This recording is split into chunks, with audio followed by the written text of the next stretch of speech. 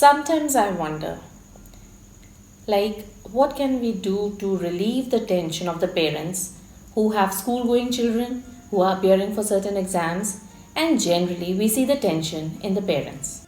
I just want to say a few things to the parents. I can understand the tension they are going through. But what actually happens in their tension, they forget the tension that a child is already going through. He may not be able to express it to his parents, he may not be able to share it with his parents, but at the same time, it is he or she who is facing the tension of appearing for the examinations.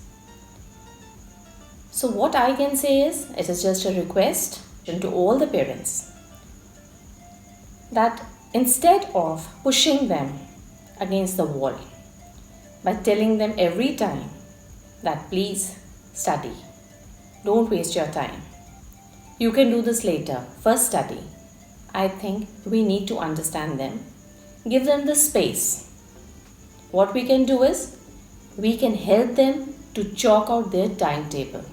When I say help them to chalk out their timetable, I mean that we just need to guide them how they need to distribute the time in such a way that they devote equal time to all the subjects. So let them see and decide for themselves how much time they can give to each subject.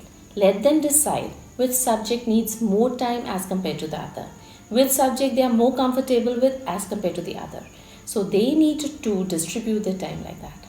So all I want to say is that what we need to do is we have to guide the children from the very beginning, the moment the session starts.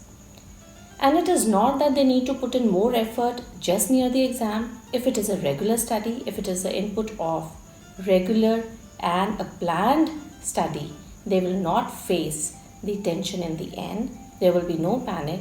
And if the child is not in any panic, I am sure seeing the comfort level and the confidence of your child, definitely you will also not panic. Just a few tips how a child can go about it is, like when the session starts, there is not much workload. Small topics are being covered at a particular time. So what they can do is, when they go home, they need little rest, have their food, relax. Then they can, if they don't want to sleep, they can definitely start on giving a reading to what all they studied in the school.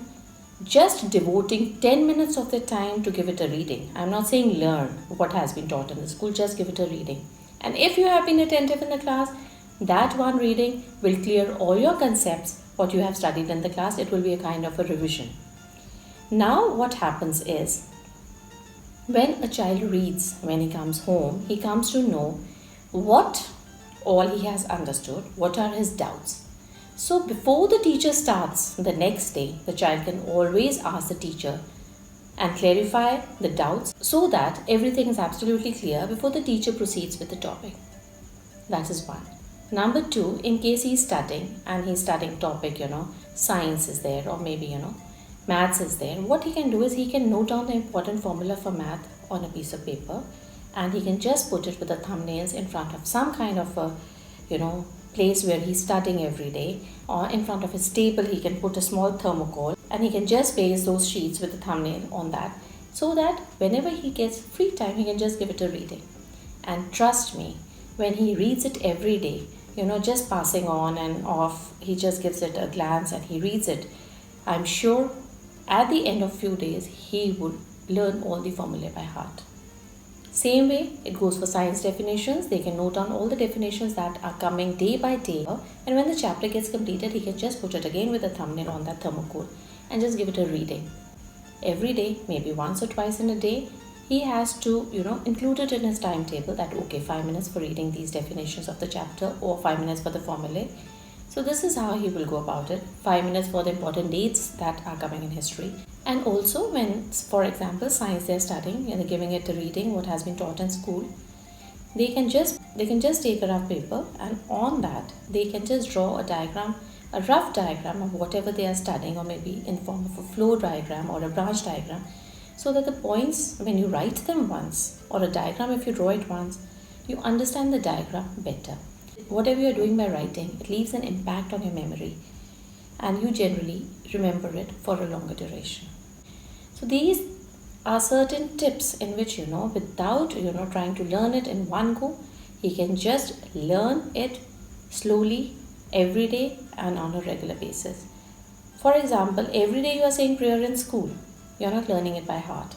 But even when you join a new school, at the end of few days, you know that prayer by heart.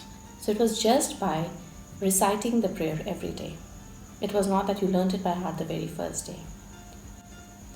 So children, these were some of the few tips and some of the things, some of the points which the parents can also help their children with. And I'm sure at the end of the day, you will realize that if the children are doing it themselves, I am sure because they have made the timetable themselves, they would definitely stick to it. Because that timetable is as per their capacity, their space, their caliber, their aptitude, and their realization. So that's all. It's just a request to the parents to just keep pushing them, encouraging them, and helping them whenever they need your help. Thank you so much.